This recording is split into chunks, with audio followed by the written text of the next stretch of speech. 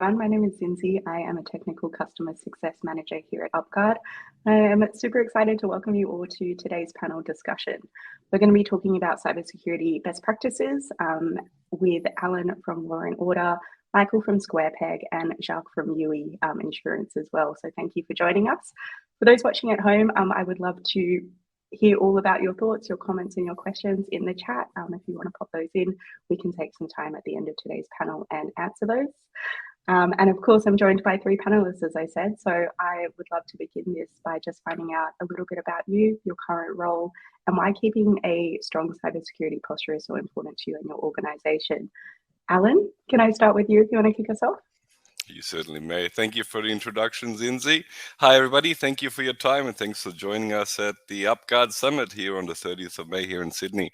My name is Alen Zenicanin, and I've been in the InfoSec and cybersecurity space for about 20 years or so now, mainly focusing on IT risk management, cybersecurity operations, GRC, for all the fun stuff like PCI DSS, ISO 27001 compliance, the ASD Essential 8, and Sarbanes-Oxley as well.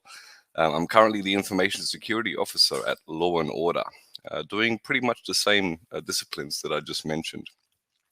You mentioned, why is keeping a strong posture so important, particularly in our organization? Well, working with the legal industry means we are accountable for protecting, I guess you'd say, very highly confidential and sensitive data, the likes of witness statements, details of court cases, and other evidence material.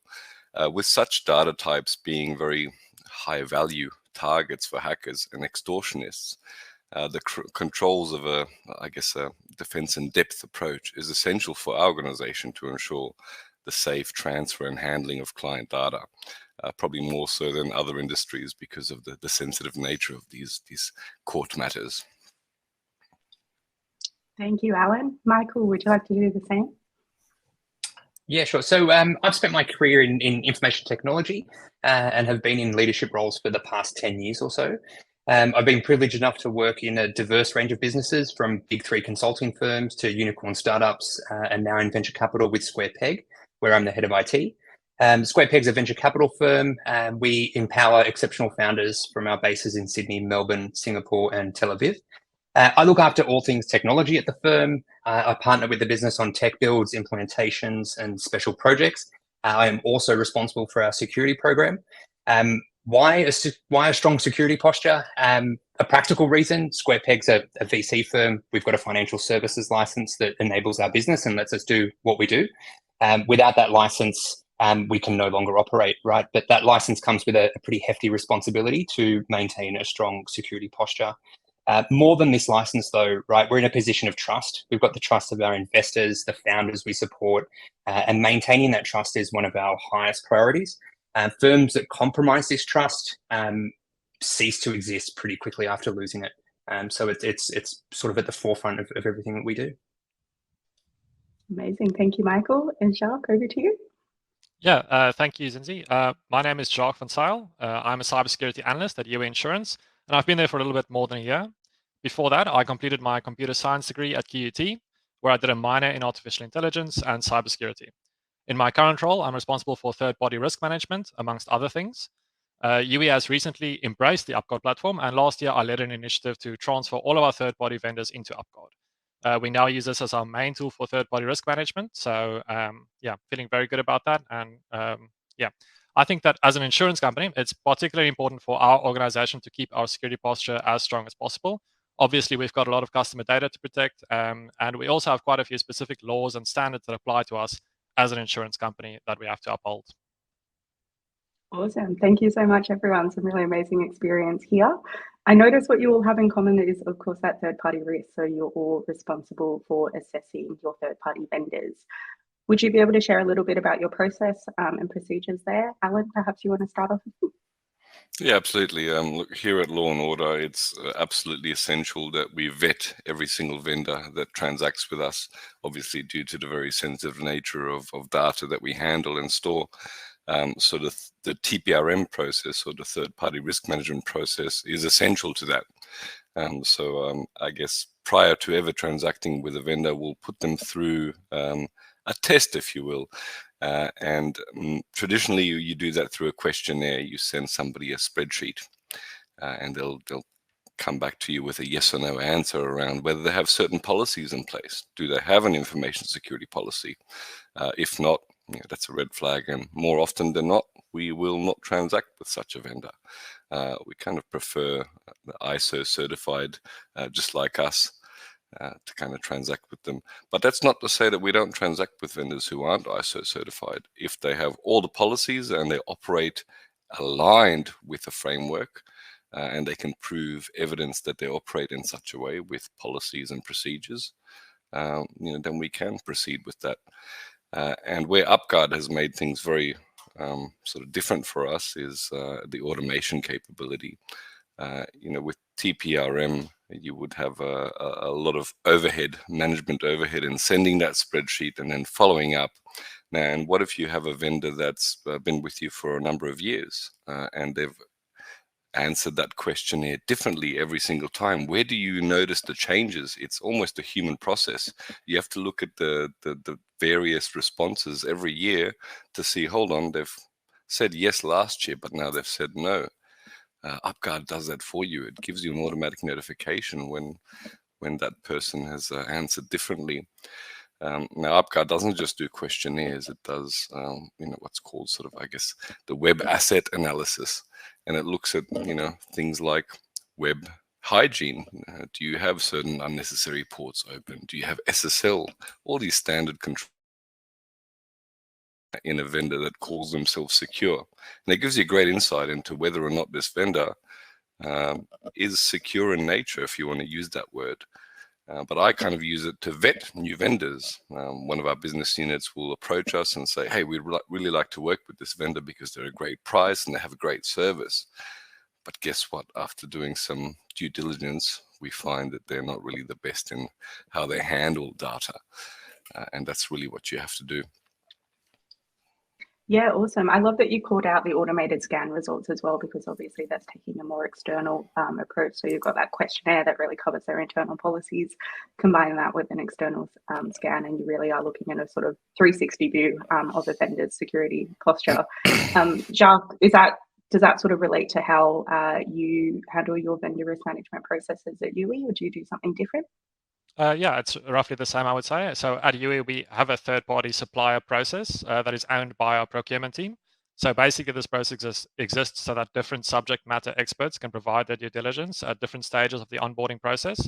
So by separating these responsibilities, we can make transparent, objective, and timely decisions about third parties in a systematic and a secure way. So the place where my team plays a role is in the initial assessment, as well as the ongoing remediation and monitoring of the third party. And I think specifically there, as Alen mentioned, UpGuard gives us unique tools to keep up this continuous monitoring of the third party and their external attack surface and how that changes over time. So if maybe we do an initial assessment on them and everything looks okay, but 2 or 3 months down the line, we will get notified if their external attack surface changes. So yeah. Yeah, awesome. So important, isn't it, to have that continuous monitoring and visibility instead of just a point in time. Michael, similar to your processes, would you say? Look, a little different, right? At SquarePeg, we're a smaller team. I would love to have the resources that Jacques and Alen have available.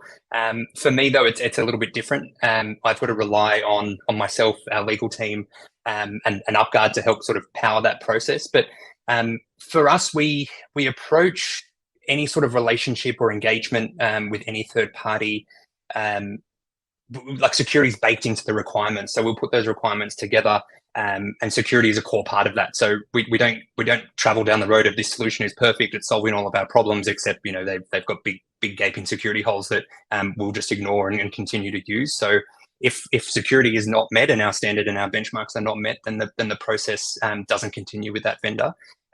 UpGuard is critical for doing that for us, right? A one-person security team essentially it's quite difficult to manage those spreadsheets. And Thomas in the chat, boo spreadsheets, exactly what I was sort of thinking. It's so much easier to manage our entire fleet of vendor partners completely through UpGuard. I shudder to think of trying to do that with spreadsheets like I've had to do in previous roles. Don't you worry, Michael, there's no going back there. And for these vendors who are, not sort of displaying the security practices that you expect, do you have a process to handle that? Is it always a sort of end of contract, or do you give them leeway to work with them to sort of get their risk profile up? What's the process? For us, look, it's obviously it's context specific, right? So we're not going to suddenly terminate our cleaners because they're not ISO certified. But depending on the severity of what the engagement looks like, right, and how much of our personal and private information they're going to be touching. If it was, say, one of our tier 1 vendors that no longer wanted to play ball or wasn't providing the right information, then for us it's sort of a values mismatch, right? We enter these relationships as a true partnership. We often provide some of these vendors some copies of the passive scan results and things like that to work with them to try and address some of the blind spots that they might not be aware of. But if we sort of go down that path, right, it's a commitment that we want to see an improvement, and we're helping play ball. If that relationship sort of does not become a two-way street, then that's sort of the end of the engagement, and that's sort of a definitive no, we're not going to proceed. Amazing. And how about you, Alen? Because I know that this is something that you face in your role. Absolutely, and I think Michael had a lot of synergies with my process as well. A particular vendor will check out really great at the start, but then over time you'll notice things slipping. They're not doing basic website maintenance, like the SSL certificate will expire, and there is some customer information behind that login portal, and that's something that you absolutely don't want to deal with. And sometimes it's not up to us. All we can do is take that risk to the board and let them approve, rather accept the risk, or choose to go with the recommendation of finding an alternative vendor. And I'm very lucky that security is in this organization. Security comes first, of course. Being the nature of the data that we store. So vendor management is so important when anyone is handling data. And if you look at all the main breaches that have happened in the past year or two, Medibank, Latitude, even Service New South Wales, everybody's blamed it on the vendor. You can't just pass the buck. If you're responsible for the data, vendor management comes part of the game, and you have to pick the right vendor. You can't just say it was the vendor and I'm absolved of all the risk. No, you've got to pick the right vendor. In my mind, this is why the TPRM process is so critical when you're handling data. You can't just pass the buck and say it was the vendor. Manage the vendor and use a tool like UpGuard, which does it, really simply. And Michael, I acknowledge you mentioned, you had a comment, I don't have resources like Jacques and Alen. I don't have resources either. UpGuard does it all for me because I've automated it. It just tells me what I need to do. Alen, we need to get you in a little cheer squad for UpGuard, I think. That brings me really nicely onto the next point. You sort of already brought it up. In the last 6 to 9 months, we've seen a big increase with these third-party breaches, particularly in Australia, with some very large telecoms with some very sensitive information. These big public third-party breaches, have they affected your roles and your processes at all? Absolutely. I hope I can start first answering that. Because when you're in charge of customer data or any type of data that's sensitive, you kind of got to look at what's happening in the lay of the land. Like, what is the threat landscape like? And just like I mentioned, you look at all these big breaches and they're all seem to be third-party vendor related. So what does that tell you? It means that most environments are A-OK in terms of their housekeeping, but they're not doing the right housekeeping when it comes to the third parties. So that's where that sort of questionnaire and things like, do you have something as basic as a fair use policy? Do you have MFA enabled on all your accounts? If you don't, I do not transact with you, because that's one of the number one source of breaches these days, isn't it? Is the business email compromise, which leads to other things. So in my mind, if a vendor doesn't do something as basic as MFA, and you'd be surprised at how many actually don't, and you don't find that out until you send them a questionnaire. So that's where I think cybersecurity management has changed significantly in the past 2 years because of that. because of these third-party avenues into data sources, it requires us to do a little bit more on that vendor side and that third-party supplier side. And it's as easy as asking them a set of questions. And how about you, Jacques? How do you feel like your role has been affected these big breaches? Yeah, I think when we look at these big public breaches, we should view each of them as a massive opportunity to learn from others' mistakes. So at Youi, we try to schedule a meeting after every one of these public breaches and just discuss and share some information around it. So based on this meeting, we will then take away some key action items and gather information around things we were not sure about. So I think discussing these public breaches and brainstorming together as a team creates a massive opportunity to learn from each other and make changes for the better. So I think it's also important to highlight there that you can discuss what you do know about the big breach, but then it's also important to discuss what you don't know about the breach and about your own security. So if you're asking these questions about the breach, and maybe you're looking at a specific one where an unauthenticated API was compromised, so then ask the question about your own company. Do we know where all of our APIs are? And do we know if they're all authenticated? Do we need authenticated access for each of them? And maybe you do know the answer and you can confirm that, or maybe you find out that you don't know the answer, and then you need to go do some research and make some changes.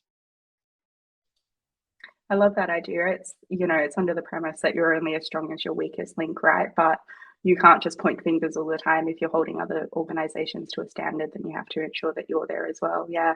Michael, any other sort of trickle down effects from these big breaches in your role? Look, for me, I've sort of found it as, like Jacques said, right, it's a really valuable learning experience for the organization to sit down and understand the breach and then apply that same thinking to your own security posture and try and address those blind spots that you may or may not have, and put yourself in those shoes and sort of think, what would have happened if we were in this exact position. That's very valuable. The other sort of side effect is, right, these are very large, complex organizations, and there's a lot of media coverage. So the average user who may not be at sort of at the same level of Alen, Jacques, or myself, where we're sort of in the weeds with this, right? They're suddenly educated to just how easy it is through poor hygiene to all of a sudden have a huge compromise that puts your business at risk. So it almost does my job of trying to, seed best security practice amongst our user base for me, right? It suddenly now the conversation's pivoted from, why are you putting this security control in place? I've now got an extra long password. Why am I doing that? To, hey, is my password long enough? Hey, should I be clicking on this email? Hey, should I be worried about this? Hey, this vendor has this. What do you think about that? Right? It's suddenly flipped the dialogue, which is super powerful and makes our lives a little bit easier. Yeah, I totally agree with that, Michael. I think somewhere where we can also see that is with vendors and their opinion and their view on security. I think in the past, people maybe were very reluctant to do these security questionnaires, but with these very public breaches in the news getting so much coverage, as you said, it brings the people's attention to these issues and makes them realize this is important. And I can actually see the difference from my side, people being very eager to complete these questionnaires and make sure they do it to a right and appropriate level. Yeah, absolutely. And when you put two options in front of that person, either a quote to, I guess, fill that gap, or asking them to sign their name to accept that risk, 90% of the time they're going to say, yeah, okay, show me that quote again, because no one's going to put their name in the firing line of what could potentially happen.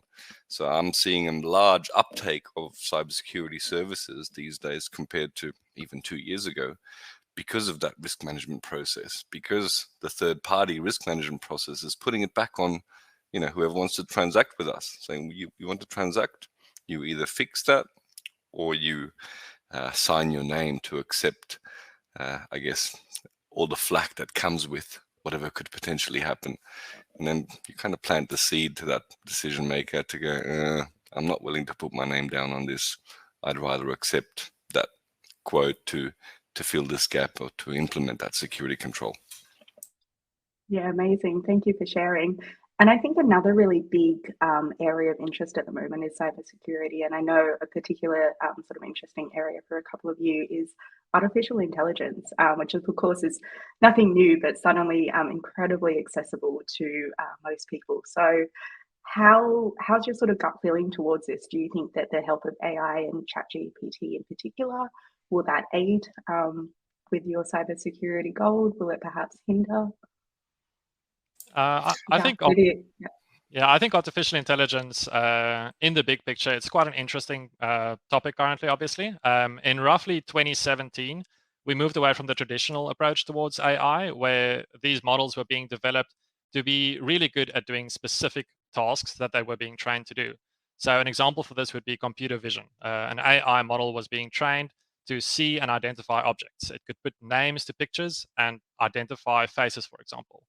And then another example is we had these models that were very good at generating certain things. So they could generate music or they could generate images based on these prompts. So then if you take one of these computer vision models, for example, and ask it to generate a song, it would be pretty hopeless at that because it's being trained for something very specific. And then after 2017, I think we started moving towards the idea of large language models. And that idea really got sort of accepted quite widely by everyone. And everyone sort of jumped on the bandwagon because it promised to be quite an exciting concept. And obviously, the first thing that came from large language models were chatbots, which are extremely easy to use, firstly. So you can speak to the AI chatbot and ask it to do anything, basically. And the reason that it can understand what you're saying is because it can understand the English language. And the wonderful thing about that is that any problem can be defined or explained in the English language. So that all of a sudden broadens the horizon of something that is designed to do one task very good, like identify a face, into an AI chatbot, which you can talk to. You can explain a problem to that chatbot. It can understand that problem through the context of language, and then it can develop a solution to that problem as well, all while keeping track of the conversation, learning as it goes along, and being able to iterate to the things it said before. So I think just that big switch in how we approach AI has made it quite relevant to cybersecurity, because if a cybersecurity chatbot, or sorry, if an AI chatbot can now understand English, you can tell it that you want to exploit a vulnerability on a website and you want the chatbot to help you. So you can explain what you're trying to achieve. It can write code. It can understand what you're saying and solve the problem with you. Yep, I agree with that. And I guess one of the questions that Zindzi asked is, does it scare you? Massively. I have to be very careful with how much I can disclose, but my vision is it's going to make life a lot easier. Cybersecurity is a very specialized skill set. There's a global shortage of cybersecurity skills. Why? It's because it's a very specialized skill that takes many, many years to learn, sometimes taking anywhere between 3 and 5 years. Because you have to interpret a lot of machine information. You have to know different parts of technology, sort of a little bit of scripting. You need to understand how networking works. You need to understand the relationship between networks and servers and endpoints, the OSI model, all these data sets. But what if you didn't have to understand all that? What if you had an assistant who knows all that for you? So now you could ramp up a security workforce, and we don't have to have a skill shortage that's so predominant these days. You could skill up a person within a much more condensed time frame if they have this assistant to help them, because most of the time we're trying to interpret sort of machine information, raw log files, and as a cybersecurity analyst, you're kind of following the breadcrumbs. You have an alert that tells you something's happening here, so you go and log in there and you kind of investigate. But imagine if you had a helper or a virtual helper that says, hey, in plain English, in one sentence, tells you what this alert is about. So now you could repurpose your traditional IT team to be a cybersecurity team, because they have this little helper that can tell them. They already have the traditional IT skills. They can log into servers, log into network devices, make changes, but they're not necessarily versed in cybersecurity practices. But what if this, and I don't like to use the word AI because it's just thrown around heaps. I like the machine learning term better. What if you have with machine learning sort of guiding you along the way? So now we don't have the problem of a skills shortage, because it's kind of AI supplemented. You have the human and the machine working together. This is what I think will come to. Yeah, that was awesome. I love the idea of the helper as well. It reminds me of the conversation that we had the other day, Michael, when we were talking about AI and just the little ways that you can help make your life easier, get rid of some of those manual tasks. Are you able to share a little bit with us about your use of AI and how you feel about it? Yeah, and look, this is very much not in a sort of a cybersecurity context, but it's more for just sort of productivity and just sort of how the technology is starting to sort of penetrate all levels of the organization, right? We are in the middle of working with one of our vendors to integrate a language model to sit down and digest meeting transcripts and then publish them into our CRM. Our team, being investors, will meet upwards of hundreds of founders every month. And keeping on top of notes, right, is quite a difficult task, especially when you want to be present and conscious of what a founder is sharing with you. So that is a small application, right? But what the concern is, and I'm sure Jacques and Alen will sort of agree here, right, is this is now penetrating different levels of the business and is now touching very sensitive parts of businesses' information, right? And I'd probably ask Jacques and Alen this as well, is what are you guys sort of thinking of when you've got users using some of these models that are open source or that are out there, and you're not really across how they're sort of what they're doing with your information that your users are feeding these models? Yeah, I think the publicly available AI models that we're seeing right now, for example, ChatGPT, Google's bringing out their own one, all of these very public models, the number one thing that they focused on doing for the past few years, the AI technology didn't really evolve that much, but what did change was how easy it is to use this technology. And I think that also makes it a bit dangerously easy to use because obviously anyone in your company can go onto the website and type in anything in there. So really, it's a time where I think we need to take a step back and really just see that AI has overtaken the governance for itself right now. We're at a point where the technology far outweighs the governance. We need to think very carefully about how we want to approach these tools. In my opinion, I think we can simplify it by looking at these publicly available tools as one of the AIs, and the other one would be private models that you're trying to train itself. I think each one of those two have very different challenges, and I think companies need to educate themselves just about what the basics of it is.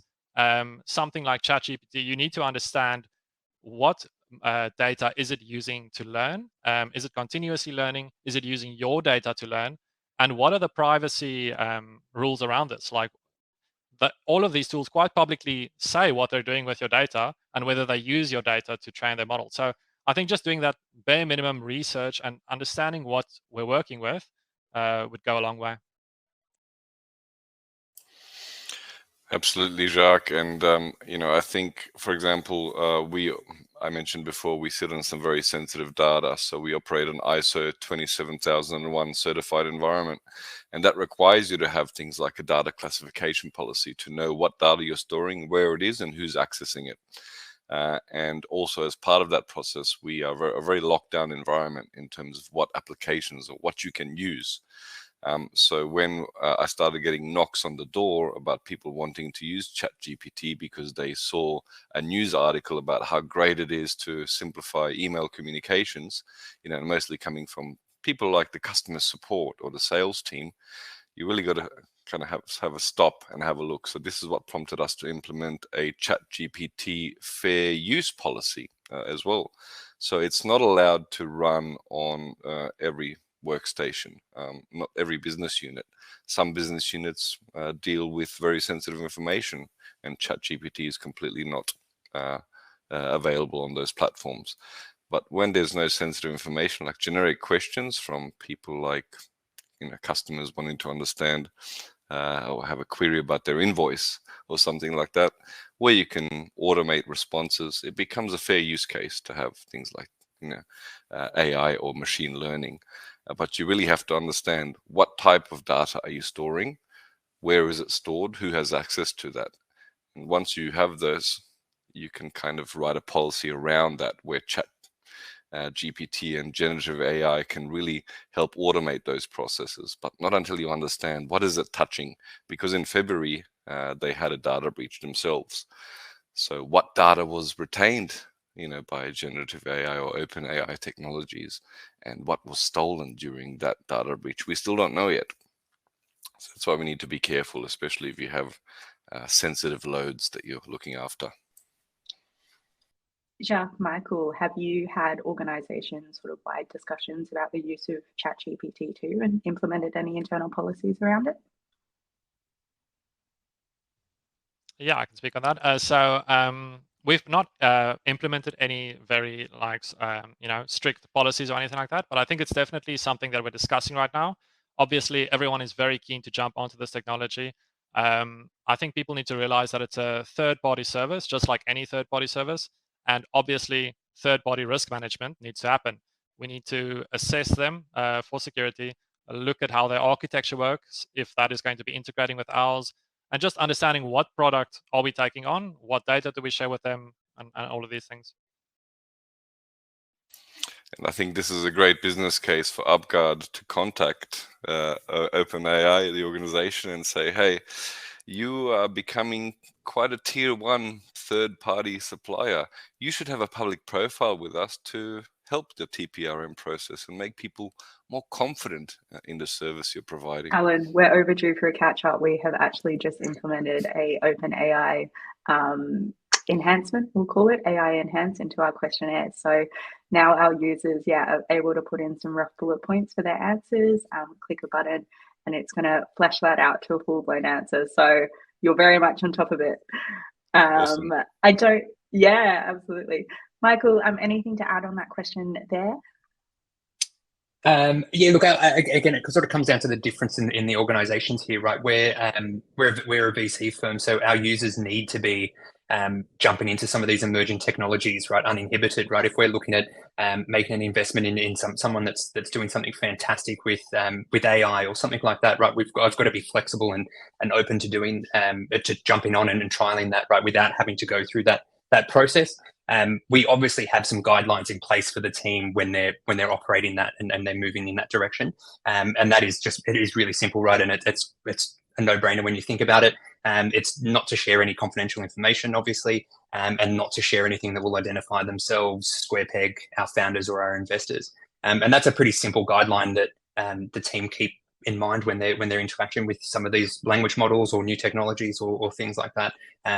I'm always consulted when we're looking at something like that anyway, to do a bit of work on it and provide some more bespoke guidance. But that's our general policy, right? We're not as sophisticated to have a fair use policy for ChatGPT. Definitely something I'm going to look at after this, but that's our general sort of benchmark. Look, and it's as simple as adding a couple of paragraphs to your existing fair use policy. It doesn't have to be a whole different policy on OpenAI technologies. It can just be an addition, just something that your new employees or existing employees get a little bit of a whiff of, so they know in the back of their head. Well, I'll have to get you to send over some paragraphs, Alen. Alen, share with us all. And for those watching at home, and Michael's benefit too, off the top of your head, and Jacques, a good one for you. Outside of, be careful what you put in there, make sure that the data isn't sensitive. Is there any sort of common best practices that you would recommend? I think something that I've already mentioned, a common good practice and some low-hanging fruit really, is just education to all of your employees that this is a third-party tool. I think just reiterating that point, that's very important. It's not some magic tool. It's a third-party company. It's a data-hungry thing. It wants data. It's getting it from somewhere. You just need to understand, is it your data that you're feeding it, or where is it coming from? Alen, anything to add there or in agreement? I completely agree with Jacques. He's hit the nail on the head. Nothing further to add. The boys have covered everything. We've got a couple of questions come through the private chat. We do indeed, Alen. We've got some really good questions from the audience. So thank you, Neville, for the first one here.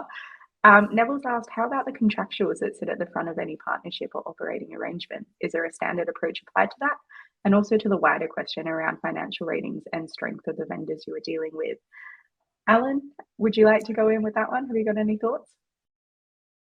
Absolutely. So it's a really good question, by the way, Neville, firstly. And it's kind of, again, goes back to that question of how do you see cybersecurity landscape changing in the future?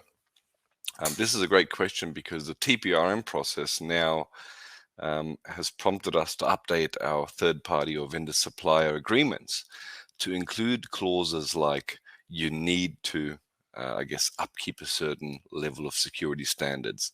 And then you kind of mention the process you're going to go through to assess them. So now it becomes a contractual deliverable on your vendor to not just contractually deliver the services, but also keep their environment in a secure manner. Now, it doesn't have to be their whole environment. It just needs to be the infrastructure that's providing services to you. And again, that's where UpGuard can assist with that process. And you asked around a wider question of, I guess, financial ratings and strengths of the vendors. So financial ratings kind of tells me about like credit score and things like that. That's not really a discipline of review for service management or information security or TPRM. That's more of a financial services question. And sure, when reviewing a vendor, it's not just information security or the security team that reviews it. There'll also be I guess, sorry to use the word, but a bean counter somewhere saying yes or no to the quote that's been received. So it's more finance that do the due diligence around financial ratings. Information security's role is to ensure just that the data you're entrusting to a third-party vendor is going to be kept secure. Yeah, amazing. And James has asked, any thoughts on opinions on assessing the operating effectiveness of a vendor's controls when they don't have independent audit reports like SOC 2, etc.? Absolutely. And I don't just transact with people who have ISO 27001 compliance or SOC 2. It's okay if they don't have that certificate as long as they exhibit to you that they're practicing it. So I've worked with a lot of vendors that are SOC 2 and ISO aligned, but not certified. What does that mean? That they're already practicing, they already have all the processes and the policies, and they're already doing it all.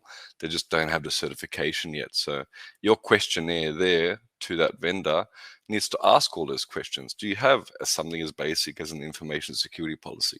Do you do annual penetration testing? Do you do vulnerability management? Do you have something like an information security officer where there's a delineation of roles where somebody's actually looking at that function? Do you have a SOC 24/7 monitoring of security alerts? Do you have a SIEM? Now, if the answer is yes to all that, in my mind, that vendor is in a good risk rating. They don't necessarily have to have that certificate, but as long as they're aligned, and that's the terminology, they're certified or they're aligned. I'm happy to work with an aligned vendor as long as they can show, and a lot of them can prove that they are already aligned. Amazing. Michael, Jacques, do you follow a similar process there, or do you do anything different?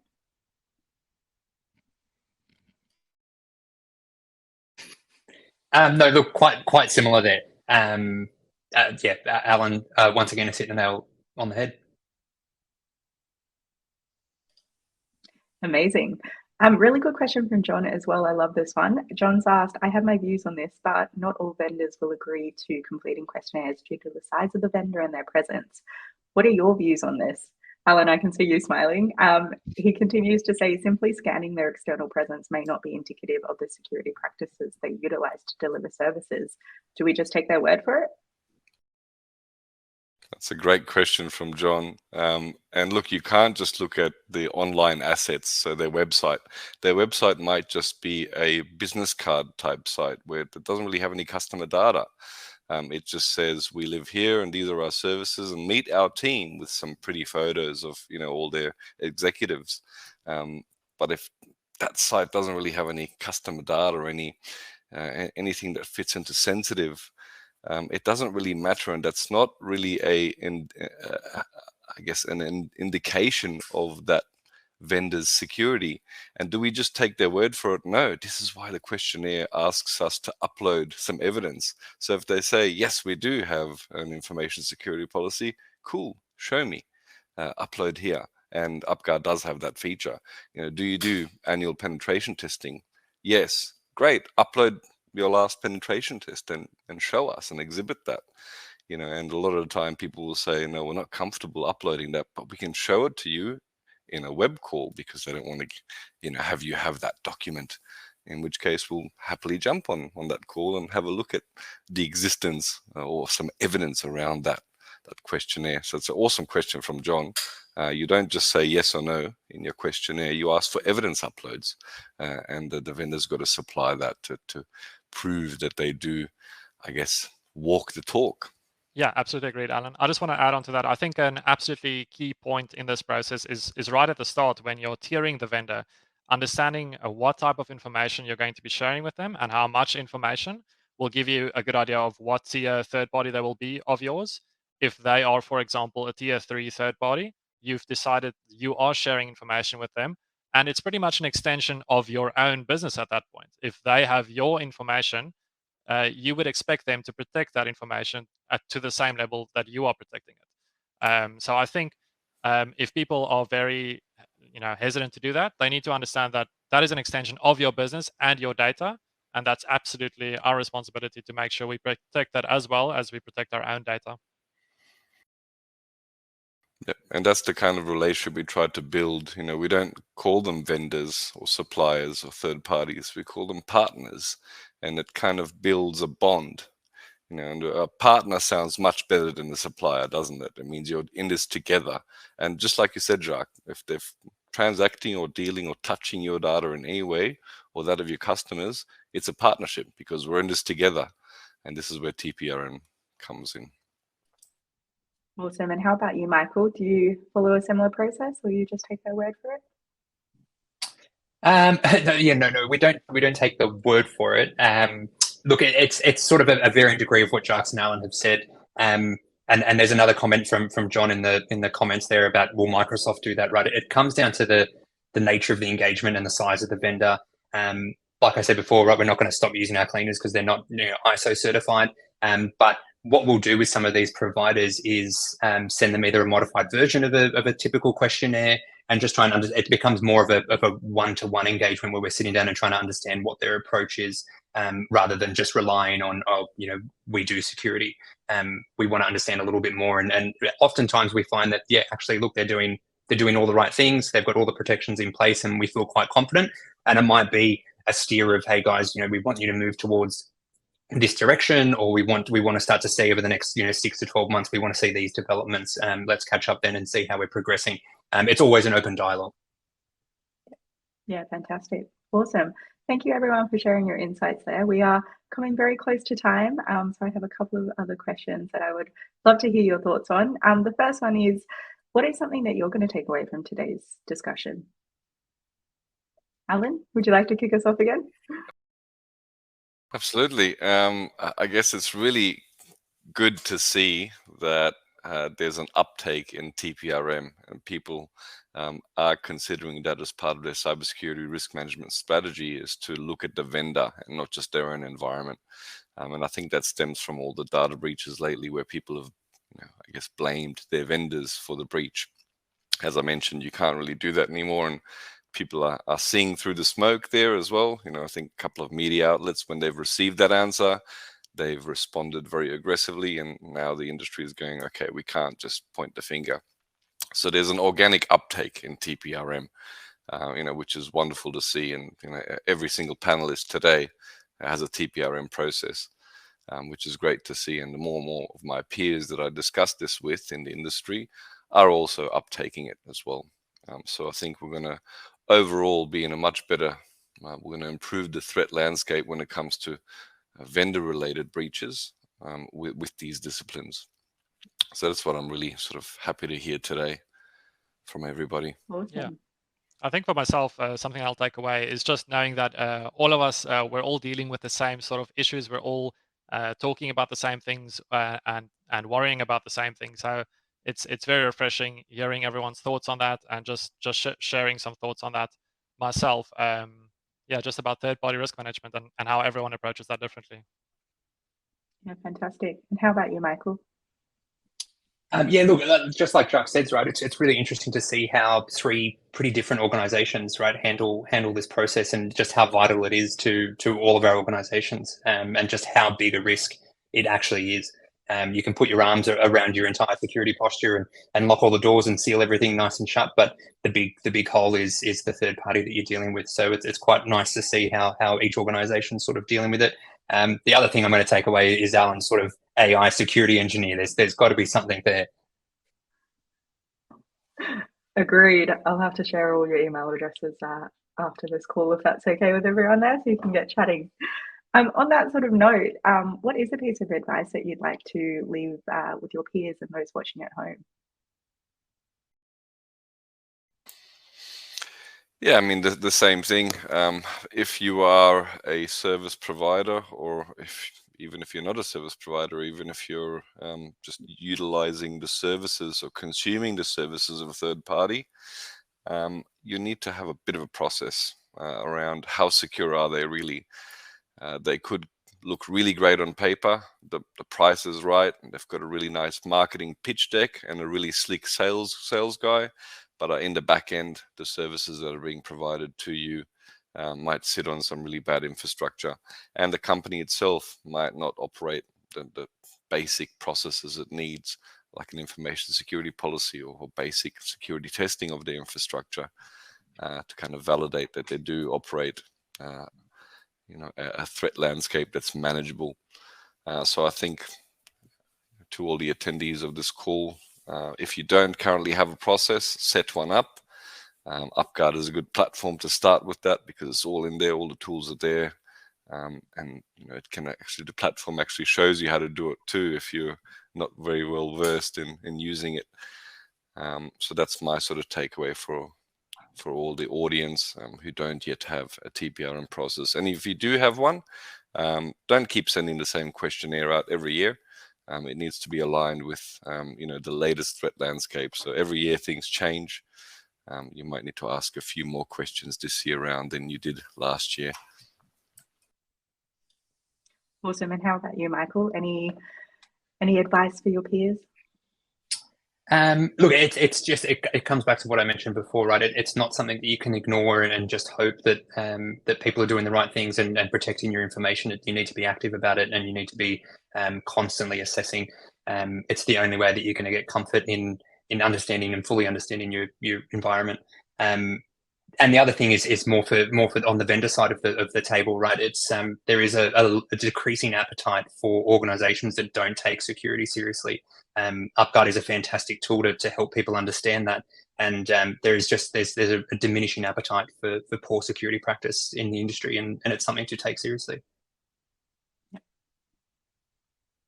Jacques?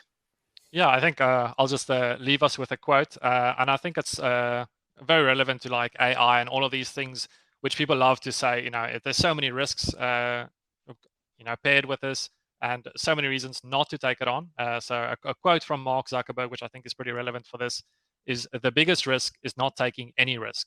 In a world that is changing really quickly, the only strategy that is guaranteed to fail is not taking risks. So not maybe for third-party risk management, but for things like AI and all of these scary sounding things, don't be so scared that you don't do anything. I think you should take it on. Amazing. Thank you, Jacques.